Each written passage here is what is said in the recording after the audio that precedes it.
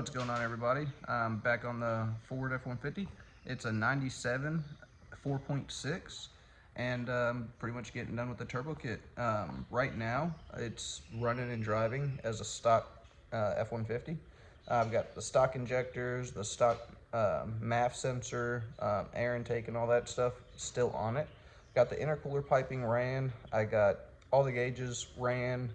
I've got pretty much everything done on the truck. The oil, the scavenger pump, the oil return, oil feed, turbo kit's pretty much all done. I even got the piping made up that goes from the throttle body to the intercooler.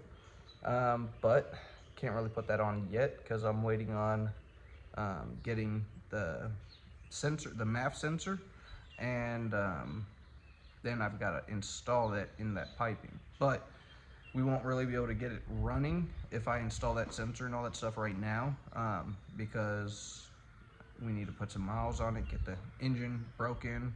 I've already done the break-in procedure, so now it's just putting some miles on it. And yeah, other than that, I might as well go ahead and walk you guys over to it. So first up, walking under the truck, we got your exhaust, and of course, you always want to support it with some hangers.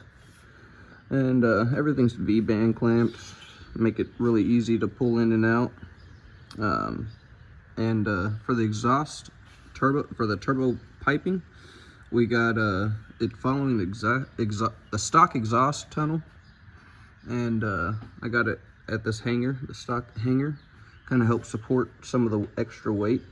I was going to try to utilize this one, but where it's at, it would have kind of not really looked all that well, but I think this should be fine.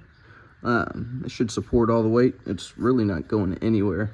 And then with the oil return, everything's downhill, going from the turbo to the scavenger tank.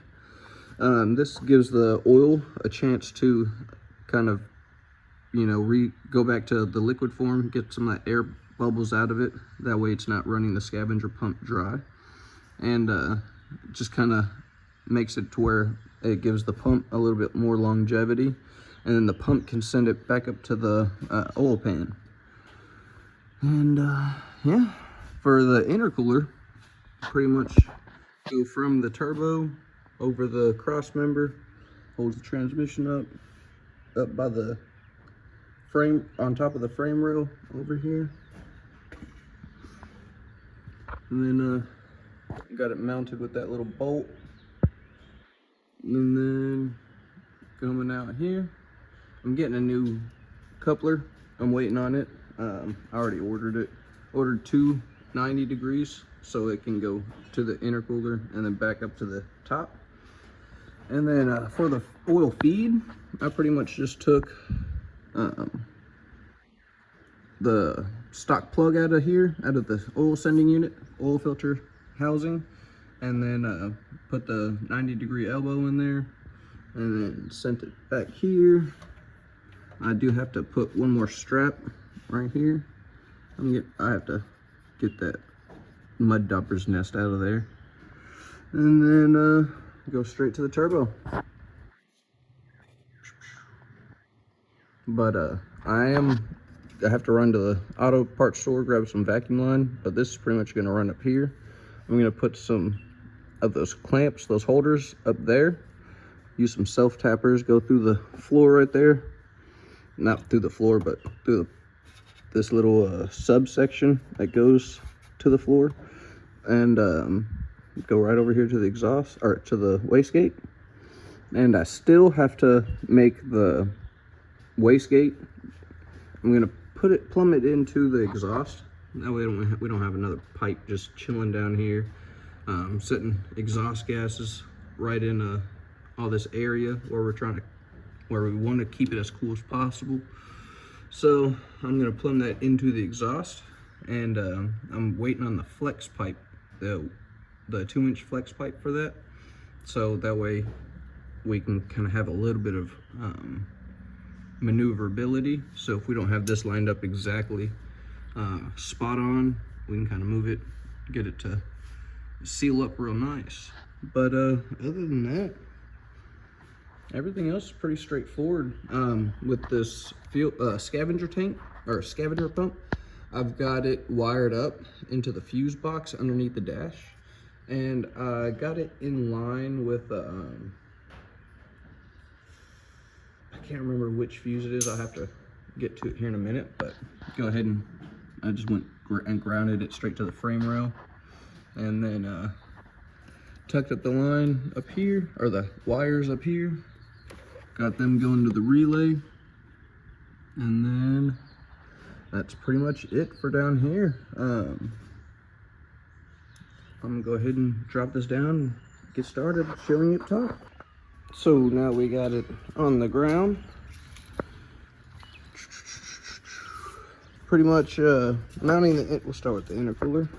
Mounting it is pretty straightforward. Just make some mounts, get it where you want it, and then fasten it to it. With this, we wanted to try to keep the AC system, so we kept everything, the condenser, evaporator, obviously the entire AC system, and we got to get a AC compressor clutch now because I guess it decided to take a poop on us. But if you weren't worried about AC, you could always remove the condenser, and then right there you could put a relatively pretty big intercooler in there. Probably twice the size of this one, with the overall dimensions. And if you got like the back door style intercooler, we could probably go straight behind the radiator if you got it long enough, or if you got a little bit smaller radiator. But yeah, one of the things we had to do with trying to keep the AC system is we had to make an access hole right here. So we just had to notch a square into it, move the crash sensor over here. But whenever you move the crash sensor, you got to make sure that it's pointed in the right orientation. We had to bend these tabs over to make it fit because there's some alignment holes for it. And then the dummy plug goes back in its original location. There's a bracket right here. You can see the bolt hole right there. We had to remove that bracket. And then I pretty much just ran the piping right here. Put a couple of things under it so I could space it whenever I wasn't making the alignment. It wasn't directly resting on the truck. And then just kind of ran it back, tucked it behind or in between the frame rail and the exhaust. Let's see back here. And then so I just followed the frame rail, made that little mount, little L bracket, and then right there where the engine mount is, go straight down. It's touching the brake line. No, it's actually, yeah, spaced it off the brake line just a little bit. Try to make it to where it wasn't touching anything. I'm not gonna have any rattles. But as for the intake piping, all this stock shit comes out, and then I've got a pipe that goes, well, the pipe's already in there actually, and then the wastegate, or the blow-off valve rather, on this one is in there, and the lower pipe, because you want it going on the pipe that goes to the throttle body. And then right around here is going to be the straight of my pipe, so that's where I'm going to install the sensor, the MAF sensor. And can't remember what sensor it is off the top of my head, but whenever you do these trucks, you have to have a MAF sensor, and you also have to have the idle air control valve plumbed up after the MAF sensor, because it has to be metered air going into the throttle body, or going into the idle air control valve rather. So other than that, pretty much straightforward. We got the boost gauge. That relay is for his lights. He's got a couple of spotlights, and then one that goes in the grill. So he's gonna be lit up like Christmas. And then I gotta make the catch can. I gotta drill some holes over here for it, so I can mount it. And then really, that's pretty much all there is to turboing a 4.6 F-150, 97, I should say. I have to check it out. I'm getting ready to look at my 2010. Probably going to be checking out, seeing how to turbo it if I can, if it's not too big of a pain. But yeah, I mean, this one was pretty straightforward. I had to, what took the longest was making the piping, getting the pie cuts just right, getting everything to tuck right. The machine shop actually was really the longest factor in the entire mix.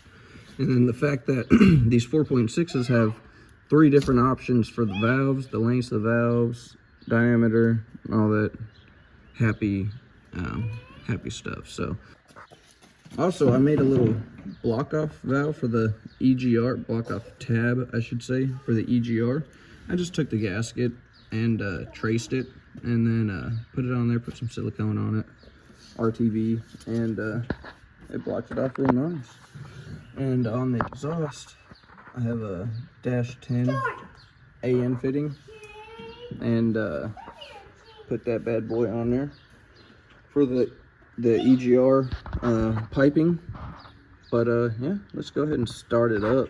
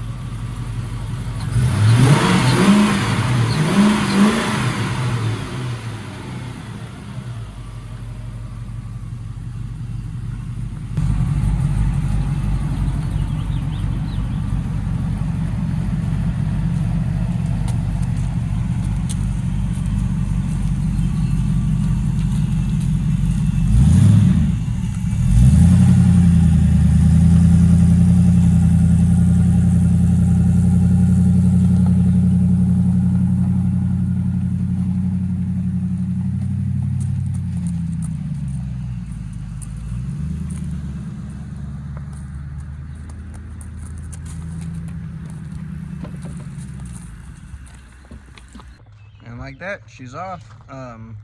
Pretty much go put some braking miles on her, and she'll be back so I can hook up the intercooler piping up to the throttle body. I'm waiting on the gauge, or the sensor, to get here. Not the gauge. Oh, well, I'm waiting for the sensor for the boost gauge as well to get here. And whenever those two get here, he'll be coming back. I'm gonna be doing an oil change in about 100 miles or so. And then she'll be pretty much ready to get tuned. We're gonna be waiting a couple weeks to get tuned. But he just wants to get some drive time on it, get some heat cycles into it. Yeah, just driving it, we have to double foot it because that cam is really big and it's on a stock tune, so it's not really recognizing it whenever he's, you know, taking off the load, and so it's just kind of killing it. So after he gets it tuned, all that stuff will be lined out. But if you guys have any questions, comments, or concerns, go ahead and hit me up in the comments, or message me directly. But again, thanks again for viewing this video. And if you don't mind, hit the like and subscribe, and also share. See you guys.